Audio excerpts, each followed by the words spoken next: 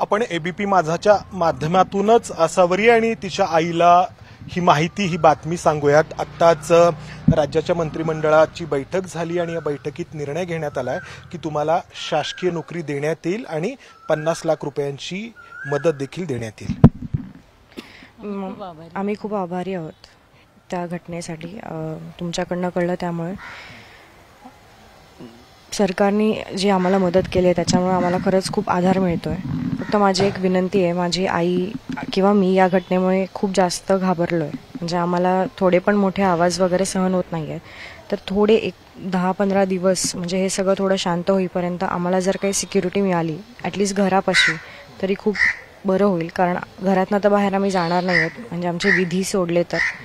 पण दिवसभरात काही लोक येतात, आता मीडिया तुमच्यासारखे खूप जण येतात, तर मग भीती वाटते की आपल्यातलंच आहे का कोणी किंवा आपल्याला काही प्रॉब्लेम होईल का।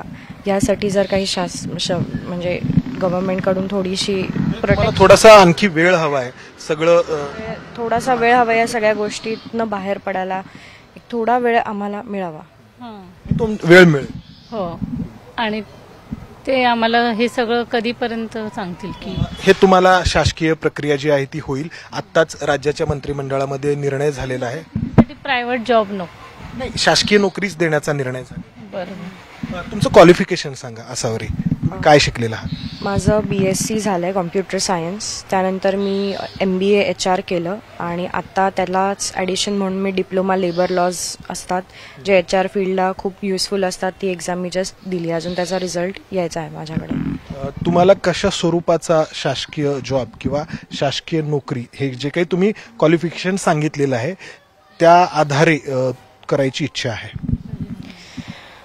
जिथे माझ्यामुळे लोकांना मदत होईल अशाच जॉबमध्ये मला जागा मिळावी। म्हणजे आता जी घटना आमच्यासोबत घडली त्यामुळे मला ही गोष्ट कळली की अशा सिच्युएशन्स जेव्हा येतात किंवा अशा गोष्टी जेव्हा घडतात तेव्हा आपल्यासारख्या लोकांची, सामान्य लोकांना, म्हणजे आता माझ्यासोबत घडलं तेव्हा माझ्या आजूबाजूलाही काही लोक होती, एक मुलगा होता, लहान मुलं होती, त्यांच्याशी मला त्यांच्याशी बोलावं असं वाटलं किंवा त्यांची पण तिथे काळजी घ्यावीशी वाटली। अशा गोष्टी मला, म्हणजे माझ्या वडिलांची नेहमी इच्छा होती की मी एक व्यक्ती म्हणून अतिशय चांगलं असावं, सगळ्यांसोबत सगळ्यांना धरून चालावं, सगळ्यांना घेऊन पुढे निघावं, माणुसकी जपावी, नेहमी व्यावसायिकता आली तरी। तर अशाच फील्डमध्ये मला जॉब मिळावा आणि पुणे सोडून मला दुसरीकडे कुठेही जाता येणार नाही, कारण माझी आई आता माझी जबाबदारी आहे, त्यामुळे पुण्यातच जॉब असावा ही माझी इच्छा आहे। पण पर्टिक्युलर असं म्हणजे शिक्षण क्षेत्र किंवा मी काही पर्टिक्युलर नाही धरलेलं, पण माझ्या एज्युकेशननुसार चांगलाच एखादा जॉब मला मिळावा, म्हणजे माझं एज्युकेशन घेतलेलं वाया जाऊ नये एवढीच माझी इच्छा आहे। या 8 दिवसांमध्ये तुम्हा लोकांचं आयुष्य पूर्णपणे बदलून गेलेलं आहे, खूपच बदलून गेलंय, तर कसं पाहता या 8 दिवसांकडे तुम्ही? नाही, अजून तर आम्ही त्या धक्क्यातच आहे।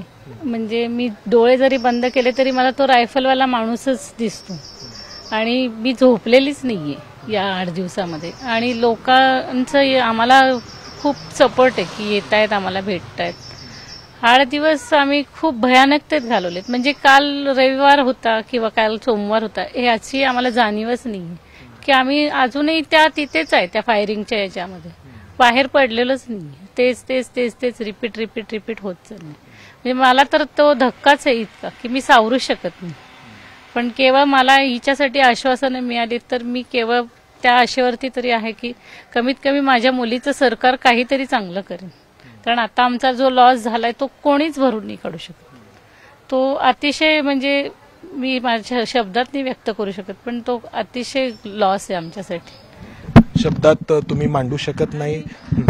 मला भयंकर भीती वाटते की रात्री मी 2:30 वाजता अशी दचकून उठले, मला असं वाटलं की समोर कोणीतरी आपल्या फिरते असं गोळ्या घेऊन, म्हणजे रायफल घेऊन। मी घाबरून इकडे तिकडे हे झाले। आताही मला ते सांगताना अतिशय भीती वाटते। जरा कुठे काही मला आवाज झाला तर मला भीती वाटते की ते आपल्या आजूबाजूलाच आहेत। ही आमच्या मनाची स्थिती आहे। फक्त माझं एक विनंती आहे सगळ्यांना की याचं पॉलिटिकल इश्यू करू नका आणि आमच्या भावनांशी खेळू नका।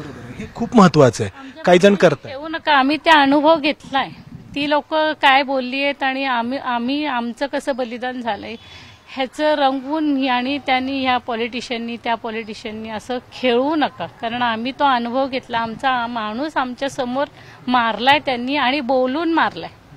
त्यांचं काही काही जे वाक्य स्टेटमेंट्स आहेत आता आम्ही सगळं सांगून झालं, हे सगळं त्यांनी बोलून त्यांना मारलेले. ते निवांत मारायलाच आलेले होते. त्यामुळं आज तो जो विचारांचा आमचं मनामध्ये तो आहे ना, ते पाहिलेलं वगैरे ते अतिशय भयानक आहे. तरी काही दहशतवाद जगलाय. दहशतवाद हा शब्द आहे, सोसलाय तो तिथे. ते दहशतवाद काय असतो ना, तो शब्द आम्ही तिथे अनुभवलाय. त्यांची जी द्वेषाने बोलण्याची वाक्य ऐकली, हात जोडलेत आम्ही त्यांना. ते अजूनही डोळ्यासमोर माझ्या पूर्ण तो माणूस आणि माझे मिस्टर आणि माझे ते धीर पडलेले आणि त्यांनी कशा गोळ्या घातल्यात आणि मेंदू कसा बाहेर आला हे माझ्या डोळ्यासमोर अजून जात नाही. मला दचकून अशी वाटते भीती की या बाजूने येतील का, त्या बाजूने येतील का. ही भयानकता आमच्या मनामध्ये अजून आहे आणि मी तो प्रसंग कधीच विसरू नाही शकत, कधीच विसरू नाही शकत. फक्त माझी सगळ्यांना विनंती आहे की आमच्या भावनांशी नका खेळू, कारण आम्ही अतिशय भयानक स्थिती तिथं फेस केलेली. तर त्यामुळे सगळ्या पॉलिटिशियनना मी सांगते की माणुसकी म्हणून तरी आमच्या भावनांशी नका खेळू तुम्ही. शेवटचे 2 प्रश्न. एक 2 प्रकार होत आहेत. एक तर अशी काही चुकीची वक्तव्य होत आहेत की काय नक्की होते ते, तर त्याबद्दल तुम्हाला काय वाटतं? नाही, असं तुम्ही ते जी लोक म्हणजे आम्ही जी सगळी आहेत ती त्या आता कुठल्या मानसिकतेनं जातोय हे त्यांनी थोडी माणुसकी म्हणून विचार करावा की आज बाबा आम्ही काय भोगलंय तिथे. तुम्ही स्टेटमेंट करणं खूप सोपं आहे की ते असे बोलले का, ते हे होते का, असं केलं का, तसं. त्या प्रसंगी लहान लहान मुलं सुद्धा त्यांनी पण तेच स्टेटमेंट दिले. तर तुम्ही ते खोटं नाही पाडू शकत ना. लहान मुलं आहेत तिथे, त्या लहान मुलांनी पण तिथं सांगितलंय ना, तेच सांगितलंय. सगळ्यांनी तेच सांगितलंय. एक माणूस तुम्हाला वाटतं खोटं बोलू शकतो पण सगळे नाहीत ना. तर मग तुम्ही असे स्टेटमेंट का देता? आमच्या मनाशी खेळताय तुम्ही. आम्ही तुम्हाला आपल्या देशातले आपल्या राज्यातले लोक आहेत ना, तुम्ही पॉलिटिशियन्स आहेत, आम्ही तुम्हाला आपलं म्हणतो. तुम्ही आमच्याशीच असे वक्तव्य करू नका, आमच्या मनाशी आमच्या भावनेशी खेळू नका. असावरी मला तुला विचारायचं की दुसऱ्या बाजूनी पण असं होतंय की त्या सगळ्या घटनेचा इथे काही राजकारणासाठी उपयोग करण्याचा काही जण प्रयत्न करतायत. हा समाज वेगळा, तो समाज वेगळा. तर याबद्दल तुला काय बोलायचंय का? तुला तिथला अनुभव आहे? मला वाटतं समाज, जात, धर्म या गोष्टींपेक्षा माणुसकी या गोष्टीला जास्त महत्त्व दिलं जावं. आता ते घडलंय त्याच्यावर सारखं स्टेटमेंट्स देऊन ती घटना बदलणार नाहीये किंवा ते जे आम्हाला बोलले तेही खोटं नाहीये आणि तेही बदलणार नाहीये. पण मला असं वाटतं की या गोष्टींवर चर्चा करण्यापेक्षा ह्याच्यावर काहीतरी फुल अँड फायनल मार्ग काढला पाहिजे सरकारने. म्हणजे परत कुठल्याही सामान्य माणसासोबत किंवा इनफॅक्ट आपल्या आर्मीत लढणाऱ्या जवानांसोबत पण असं कधी घडू नये किंवा जीवितहानी कधी होऊ नये, ह्यासाठी जे काय करता येईल त्या दृष्टिकोनातनं पावलं उचलणं जास्त गरजेचं आहे. स्टेटमेंट्स करून, एकमेकांसोबत आर्ग्युमेंट्स करून या गोष्टीवर कधी मार्ग नाही निघणार आहे. ह्याच्यात सामान्य माणसं नेहमी भरडली जाणार आहेत किंवा ज्यांचे जीव जातात ना त्यांनाच माहिती आहे किंवा त्यांच्या परिवारांनाच माहिती आहे की त्यांच्यावर काय परिस्थिती येते, ते काय वेळेतून जात आहेत किंवा ते त्यांच्यावर काय प्रसंग येत आहेत आणि भविष्य त्यांना पुढचं पूर्ण अंधारमय भविष्य दिसतं. पैशांनी मदत होते, गोष्टी घडू शकतात, पण माणूस म्हणून जो आधार असतो ना तो परत कधी मिळू नाही शकत.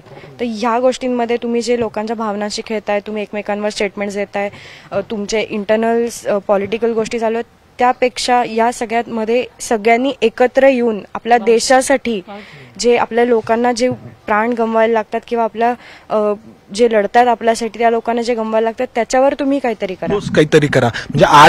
म्हणजे हा जो दहशतवाद आहे तो संपा, मुळापासून संपा. मिळून म्हणजे सगळ्या पक्षाच्या सगळ्या नेत्यांनी माणुसकी म्हणून हा आपला देश वाचवण्यासाठी म्हणून तरी त्या सगळ्यांशी तुम्ही एकत्रितपणे लढा द्या. कोणी असे वेगळे स्टेटमेंट देऊन आता ती वेळ नाहीये की असे कोणी चुकीचे स्टेटमेंट करायचे, मग कोणी त्यांना बोलायचं, मग परत त्यांनी माफी मागायची किंवा ही वेळ नाहीये. सगळ्यांनी मिळून आपल्याला लढा देणं हे खूप गरजेचं आहे. नाहीतर मग हळूहळू ते आपल्याला असेच येणार अचानक आणि सामान्य माणसांना त्रास देणार आणि सामान्य माणसांची कुटुंब उद्ध्वस्त करून टाकणार. तर हे खरंच होऊ नये अशी आमची खरं इच्छा आहे. कारण आम्ही जे फेस करतोय ना आता ते अतिशय भयानक आहे. 10 मिनिटापूर्वी आम्ही फोटो काढलेत आणि 10 मिनिटापूर्वी नंतर 10 मिनिटानंतर आमचे ते फोटोज आता फक्त मेमरीज म्हणून राहिलेत. ही दाहकता किंवा ही भयानकता तुम्ही माझी समजू शकता की काय मी बोलतीये.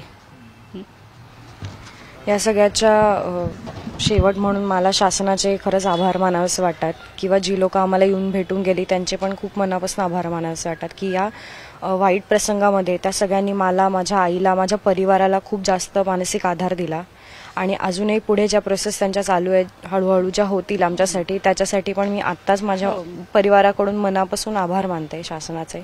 जे लोक ह्याच्यात आहेत, जे लोक आम्हाला मदत करतात ग्राउंड लेवलला पण किंवा पॉलिटिकल लेवलला सुद्धा, त्यांच्यासुद्धा मला मनापासून आभार मानावेसे वाटतात. आभार मानते.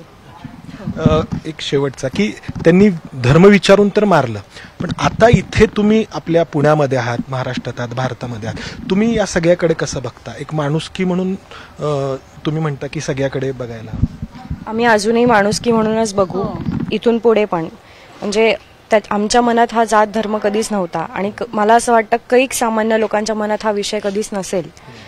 शेजारी राहून आपण एकमेकांसोबत एक लहानाचे मोठे होतो तेव्हा आपण कधी जात धर्म बघत नाही किंवा आपण मैत्री करतो. प्रत्येक ठिकाणी विश्वासावरच हे सगळं जग चाललंय. मला असं वाटत नाही की त्या गोष्टीमध्ये कधी तुम्ही जात आणि धर्म बघून पुढे जावं. मला असं वाटतं माणुसकी म्हणूनच एकमेकांकडे बघावं आणि भविष्यात पण हा असा जो प्रसंग आमच्या किंवा आमच्यासोबत जे 26-27 कुटुंबीय त्यांच्यासोबत घडला तो कधीच कोणासोबत घडू नये. तुम्ही हे सगळं भोगलंय आणि हे तुमच्या कुटुंबियांवरती तर संकट आहे, एक भारतावरती देखील मोठं संकट आहे एका वेगळ्या प्रकारे की भारत कसा याला सामोरं जातोय, कसा प्रतिसाद देतोय, किती एकसंध राहतोय. तुम्ही आता बोलत होतात. नाही, आता ते आम्ही तर सामान्य लेवलला आहे, ते जे त्या लेवलला काम करतील ते आता आम्ही सांगू नाही शकत. म्हणजे तर आपण पाहिलं या कुटुंबांनी जी काही शासकीय नोकरी मिळालेली आहे त्याबद्दल सरकारचे आभार मानलेले आहेत. त्याचबरोबर त्यांच्या भावनांशी कोणी खेळू नये हे देखील त्यांनी ठणकावून सांगितलेलं आहे. आणि तिसरी महत्वाची गोष्ट ती ही आहे की माणुसकी हा सर्वात मोठा धर्म हे कुटुंब मानतं आणि हीच माणुसकी आपण सगळ्यांनी जपावी. दहशतवाद्यांनी जरी धर्म विचारून मारलेलं असलं तरी आपण एक माणुसकीचं नातं जे आहे ते नेहमी कायम जपलं पाहिजे असं या कुटुंबाचं सांगणं आहे.